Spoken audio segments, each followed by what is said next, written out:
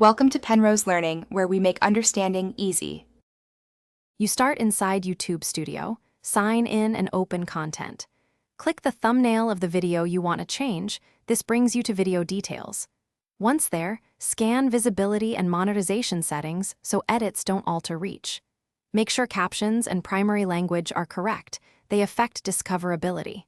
Now, begin by changing title and description fields at the top. You do this first because it immediately updates search metadata, so small changes can improve watch rate without loading. Once you've updated title and description, move to the Editor tab for media changes.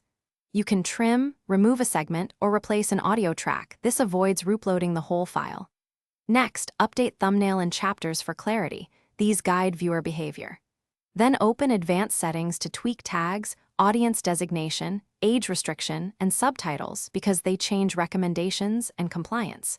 Make incremental saves as you go to keep a rollback point. It protects your current live video from accidental loss.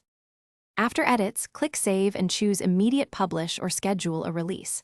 Then verify the live result on both desktop and mobile. Player behavior sometimes differs. If an edited video is still processing, allow time and avoid further edits. Processing completes differently across regions. If thumbnails or captions fail to update, clear your browser cache or force refresh the page.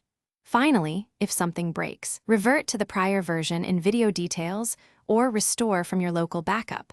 Always keep one local. Thanks for watching. If this was helpful, leave a like and consider subscribing. See you next time.